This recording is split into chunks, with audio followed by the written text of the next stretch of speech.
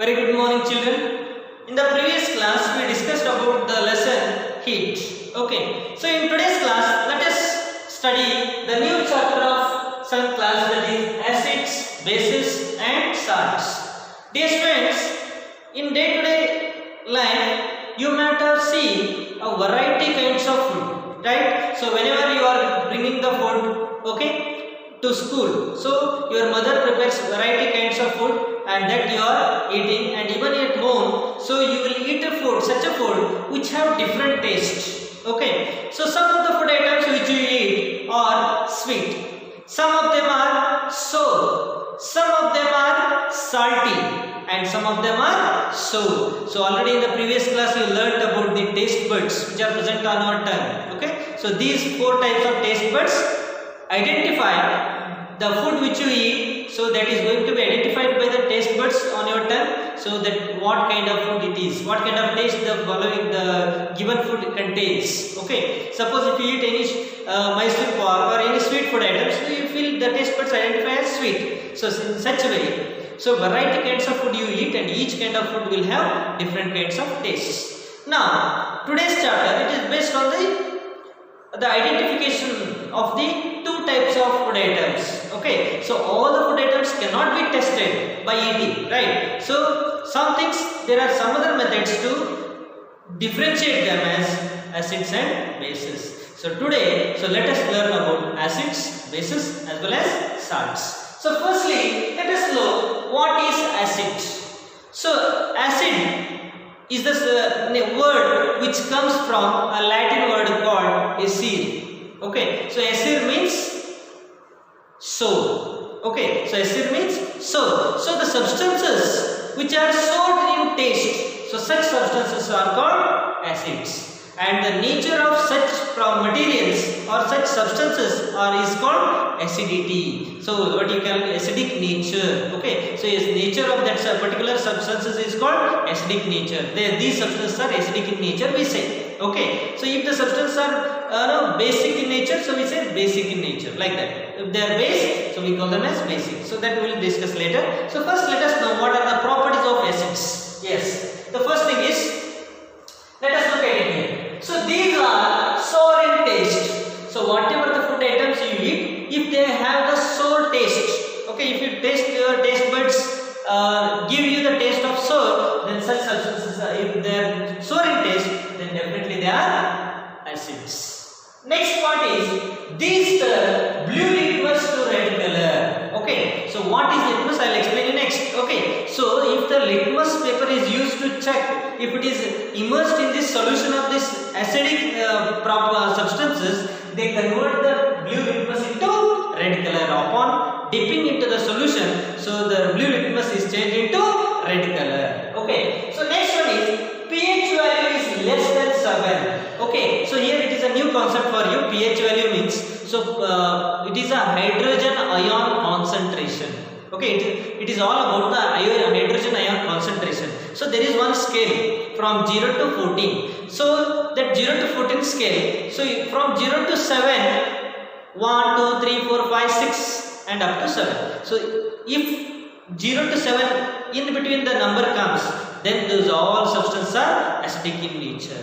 Okay, if the number comes from between 7 to 14, then those all substances are basic in nature, or they are bases in nature. So here, so the pH value of these acidic substances is between 0 to 7, that is less than 7, not 7, keep it in mind. So only the pure water or a drinking water what you drink, so that is having the pH value 7, that is called as neutral. So either the drinking water or a pure water is neither acidic nor basic. Okay, so that is neutral solution. Okay, so now, so this acidic nature of these acids, they have the pH value less than 7, maybe 2, 2.3, 4.5, 3.2, 3.6 or 4.8, whatever it may be, but it is less than 7. Okay, so these substances release H plus ions in water. See, when these substances are dissociated in the water, when they are immersed in the water, when they are allowed to get mixed with the water, they release H plus ions, means hydrogen ions.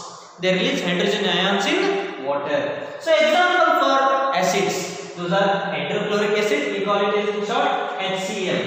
Okay, hydrochloric acid, it's an example. Okay, next sulfuric acid, H2SO4 we call it as.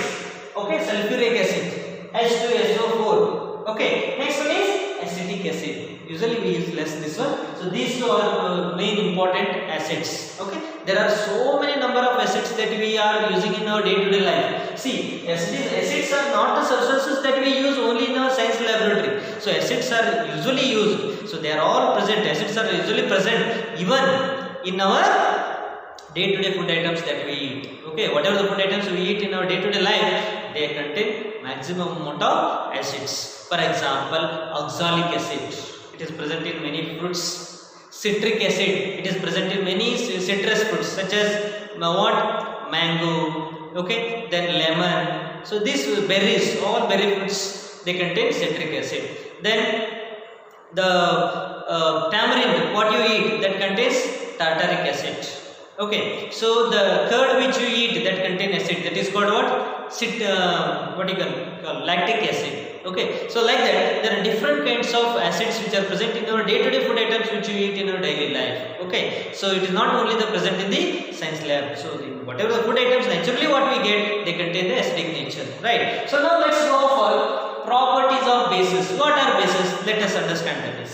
See, so these are bitter in taste. See, if the food substances which you eat, if they are bitter in taste, then such substances are bases. So they are basic in nature. Okay. Next one is these turn red litmus to blue color. Okay. So these bases turn red litmus into blue color. So red litmus paper, if you insert in the solution, they convert into blue color. Okay. So here blue converts into red. But in case of bases, when the litmus paper is dipped in that blue litmus, if it is dipped in the solution of the basic substance, it is converted into red color, blue color. Red color litmus paper converts into blue color.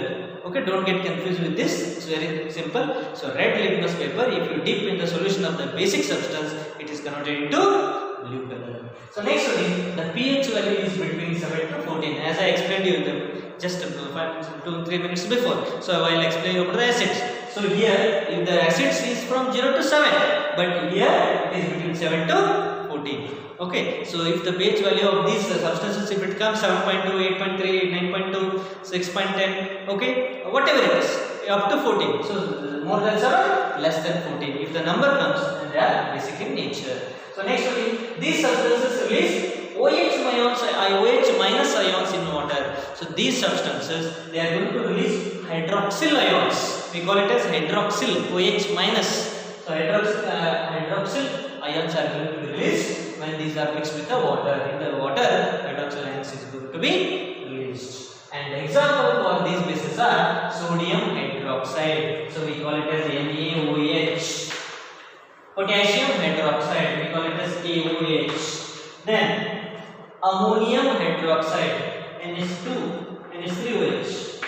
Okay, so these are the examples for bases. Here you can see at the end OH minus. So these are all hydroxy ions. Okay, so finally we come for the next concept, that is indicators. So you might have asked me the question, so is it possible for us to test every food substance? Is it possible for us to identify the given substances as acidic or basic, whether they are acidic in nature or basic in nature, only by tasting the food item? No. So only selected food items can be tested and can be identified if they are sour in taste, acidic, bitter in taste, basic. But can we taste all the food substances? It's highly impossible. So there is one more method, that is called as use of indicators. So what are indicators here? The substances that are used to test whether given substances are acidic or basic in nature. So such substances are called indicators.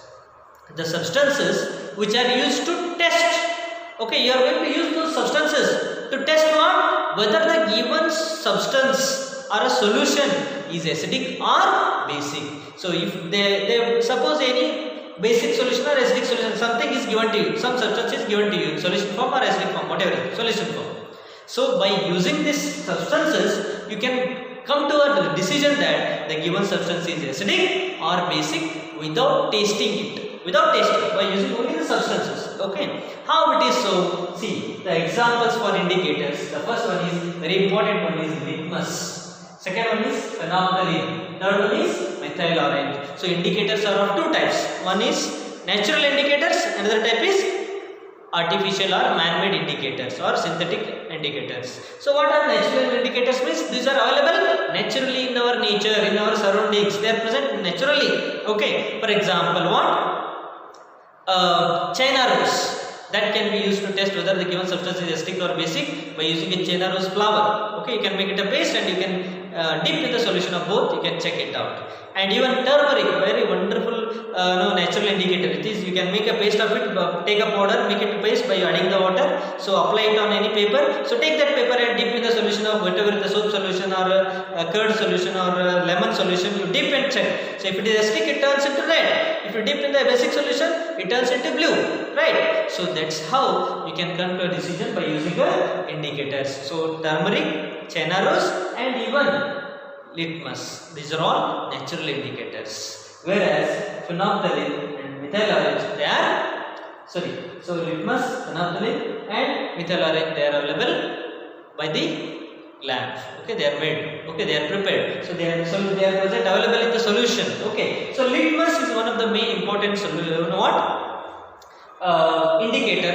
It is extracted from one fungi. Okay, so this litmus is available both in paper strips and also as well as in the solution form. So you can usually, by putting the drop or 2 drops of this litmus blue and litmus red solution with the help of dropper, you can check whether the given substance is acidic or basic, or else even you can go for the strips of paper to check whether the given substance is acidic or basic. So dear students, I hope you have understood the concept of acidic, basic, properties of different types of substances and indicators and their properties. So in tomorrow's class, let me explain you remaining part of this lesson. Thank you and have a nice day.